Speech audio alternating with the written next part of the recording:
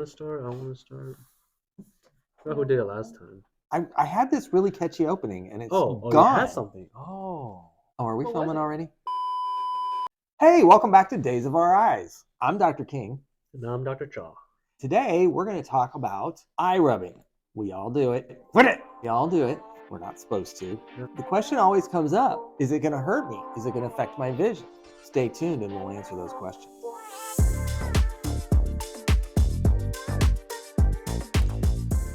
Why do you rub your eyes? Oh, I think it's a natural response. When we have something in our eyes, we tend to blink or even close our eyes, maybe look around trying to rub it out, or not rub it out.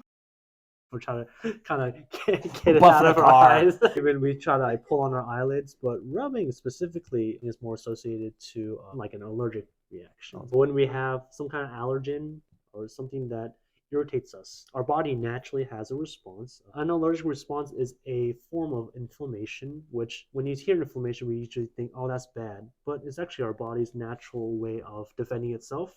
When it goes uncontrolled, that's when it becomes more of a detriment sometimes than it is a benefit. And so, yeah, why do I rub my eyes? I have atopy, some kind of like allergic and like baseline inflammation for myself. So I tend to do a lot of that. Yes, he does. They try to keep me on the straight and narrow, but I like wandering. Bottom line is something's irritating the eye and you want to get it out of there. So you start rubbing because it feels good. However, it's not a good idea. There's a lot of myths around it. Some are myths, and there's some legitimate concerns. You're going to alter the structure of the eye, allow germs to enter the eye, and you're going to release some histamine. And histamine is not our friend. Eye rubbing actually has been linked to a particular condition. I was just in a lecture this last weekend. There's a disease called keratoconus. It's a disease of the cornea, the windshield of the eye. The cornea can't repair itself and it starts to bulge forward. It starts to misshape. Most folks that develop keratoconus actually have a history of eye rubbing, but particularly the knuckle rubbing. So we do know there is a link between some corneal diseases that can actually cause loss of vision and knuckle rubbing. So even though it sounds like an old wives' tale, really, you don't want to go rubbing them. That's what I'm scared of. Yeah, well, you're on your way. I know, it's bad. Mr. Astigmatism over here. I mean, how can you stop rubbing? If you think about what Dr. Cha just said, one of the most common things is atopy. It's some sort of allergy. Well, allergy is a histamine reaction, and the histamine comes out. I think of it as gumballs falling out of a gumball machine. I know it sounds crazy, but that's how my mind works. When the histamine gets on the surface of the eye, it causes itching, burning, swelling, watering, okay? But if you rub, it feels good for a minute, but you release more histamine. So you get into this vicious cycle.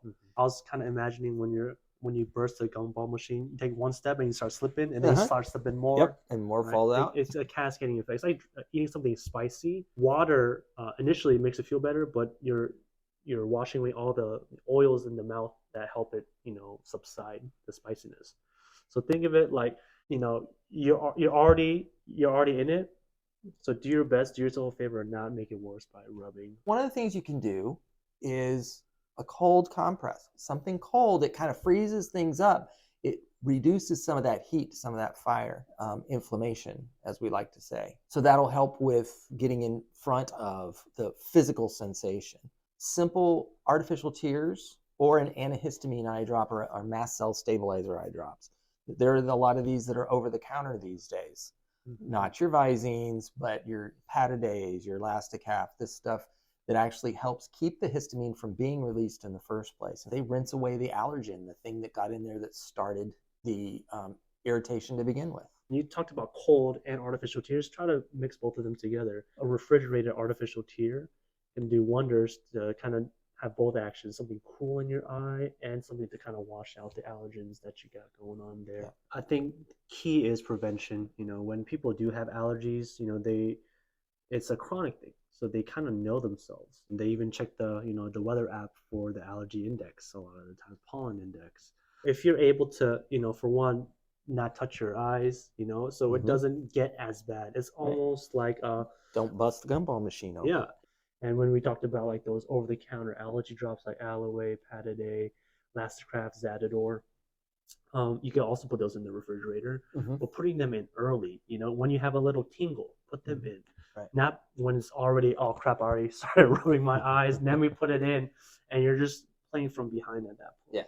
Yeah, you're behind the 8 ball already. Mm-hmm. If you know you're going to be in a situation that makes you want to rub your eyes, try and avoid it, or do something preventative. Put a tear in, put one of those allergy eye drops in before. I have to do it before I mow the grass, because then I'm not going to be so itchy afterwards. So I can keep my fingers out of my eyes. Remember, not only are you setting off those mast cells, but also how clean are these things? You don't know what you've been touching, and all of a sudden you're doing this or doing this. Any virus, any bacteria that's on your hands is now been introduced to the ocular surface. Not a great idea, especially if you're out in public. That's a good way to get an eye infection. Just a general pink eye. That's how we usually get it, is we touch and touch. So the less eye rubbing, the better. Otherwise, you're going to have to do what we're going to do to him in the office and put mittens on his hands. So I guess for the Mythbuster, it's more so confirmed, right? Rubbing your eyes can have lasting, likely permanent. It could progress you having a serious eye condition. Right. So we're going to take that myth to fact. Yeah. Okay. So close? Oh, okay.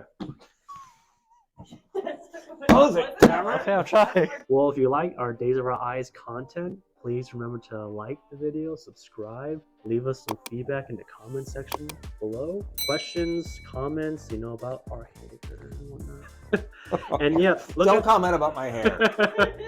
And look at our other Days of Our Eyes content. We have stuff about dry eye, lazy eye, migraines. Keep coming back, because we'll be here.